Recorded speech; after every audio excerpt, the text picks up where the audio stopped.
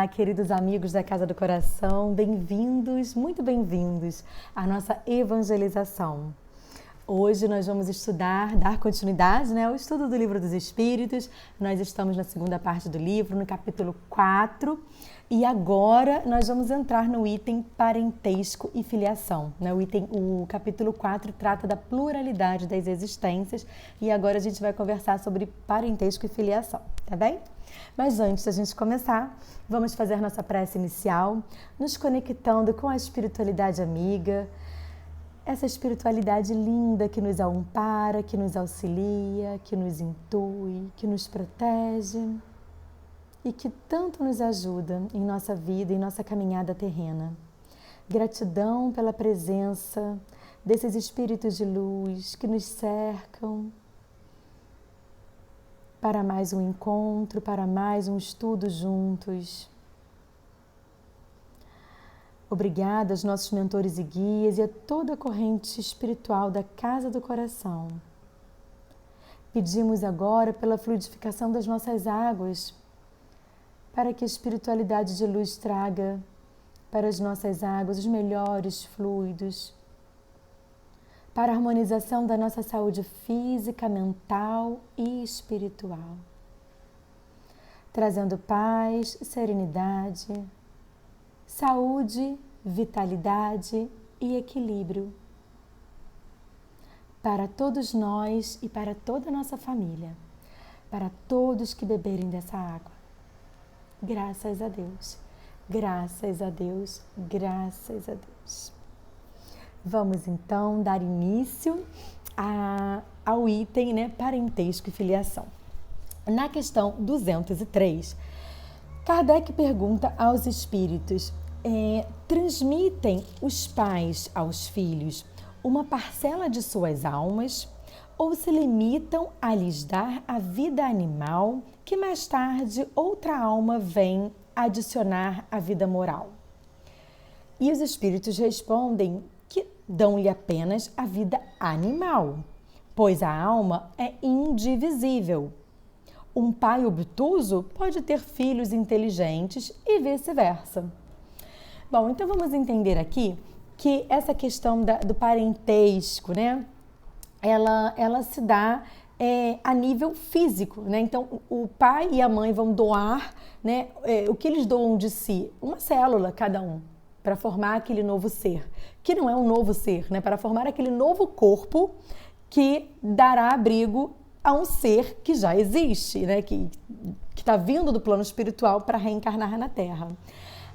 A alma da mãe, a alma do pai é indivisível. Nós não damos um pedaço da nossa alma, nós damos um pedaço do nosso material genético, nós damos uma célula, para a construção desse corpo físico.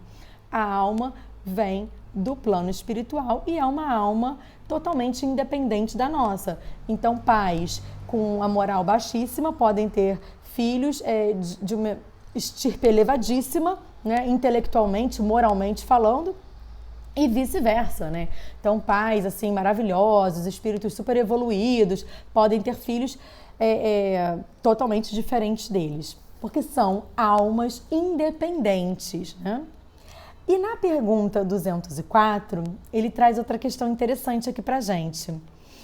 Uma vez que temos tido muitas existências, a nossa parentela vai além da que a existência atual nos criou?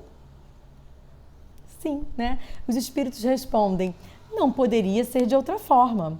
A sucessão das existências corporais estabelece entre os espíritos ligações que remontam às vossas existências anteriores.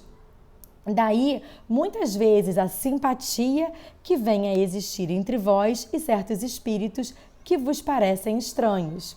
Bom, então, ele está perguntando aqui se o nosso convívio familiar se dá só aqui nesse momento, nessa família, dessa existência ou não. E ele explica que não, que é muito maior, vivemos muitas existências e nessas existências nós temos a oportunidade de interagir familiarmente falando, né, num núcleo familiar, com diferentes espíritos. Às vezes são espíritos que têm muita afinidade, espíritos amigos de longas datas, às vezes parentes em outras vidas, que reencarnam juntos para se apoiarem, para se ajudarem, né? E às vezes não, às vezes na mesma família vai ter um parente, um filho, por exemplo, que é um amigo de longa data de outras vidas, e vai ter um que veio como uma maneira da gente se reentender com ele, tentar se entender com ele, né? De resgatar alguma questão. Às vezes é um inimigo de outra vida. Então ele fala aqui da questão das simpatias e antipatias terrenas. Isso é um outro tema também já até abordado no Evangelho segundo o Espiritismo. Muitos espíritos nos são simpáticos de graça, né? E, às vezes estão na nossa família sanguínea, muitas vezes também não estão. Mas são o quê? São reencontros de almas. São almas afins que já estão ali, que já se amam há muitas vidas e estão só se reencontrando. Então, aquele laço já existe. Outras vezes, aquele laço tem que se formar. E qual a melhor maneira da gente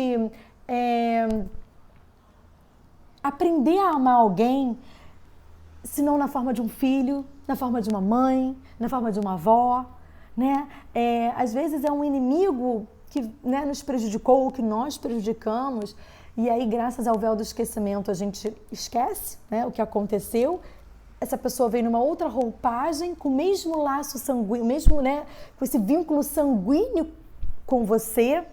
E aí você tem a oportunidade de estabelecer uma nova relação com essa pessoa, de literalmente limpar aquele passado, né, e criar uma nova história, uma história de amor, um laço de amor, um vínculo de amor com aquele espírito. E essa é a intenção dos laços sanguíneos, né? Por isso que a gente nasce na mesma família, porque é muito mais fácil a gente aprender a amar aquela criatura que nos deu a vida, que vem, né, como mãe, como pai, aquela criança que veio, né, aquele ser que nasceu de você como forma de filho. Então é muito mais fácil a gente desenvolver esse amor por essa pessoa nessa condição do que na fila do banco, ou no trabalho, no ambiente de trabalho, ou numa vizinhança, porque você não é obrigado a conviver com essas pessoas. Né? Se você tem um desentendimento feio aí com o vizinho, você se muda daquele prédio, não vou mais morar aqui, não vou morar em outro lugar, no trabalho você muda de emprego, se você está com problema, né, com alguma pessoa ali dentro, mas a família, você não muda de filho, você não muda de mãe, né? Então ali é a grande oportunidade, a oportunidade sagrada da gente aperfeiçoar essa nossa capacidade amorosa e desenvolver um sentimento de amor verdadeiro por alguém que já nos prejudicou no passado, ou que nós prejudicamos no passado.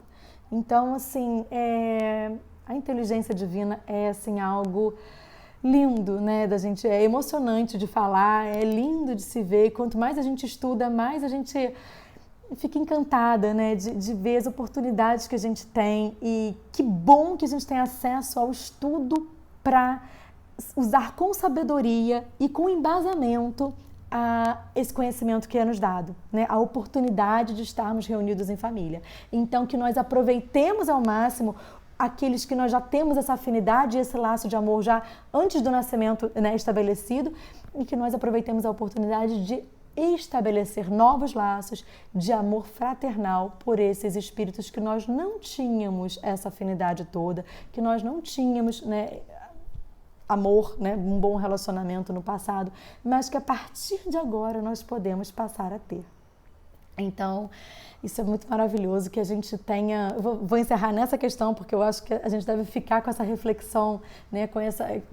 na nossa cabecinha aí, para a gente pensar o que a gente tem dentro de casa, né? Como é que é a nossa família, como é que é a nossa dinâmica familiar, quem são os que eu tenho mais afinidade de graça, quem são os que são mais desafiadores para mim, mas não no sentido justamente, são esses que requerem mais atenção e mais empenho, né? Para que essa relação funcione, para que ela dê certo, para que a gente consiga, sim, aprender a amar, porque a gente veio para cá para aprender a amar uns aos outros. Se a gente não começar dentro de casa, né, é difícil extrapolar para os muros de fora. Então, que a gente tente dentro de casa, no santuário que é o nosso lar, estabelecer esses laços de amor entre todos ali. Gratidão, desejo uma semana maravilhosa a todos vocês. Até o nosso próximo encontro.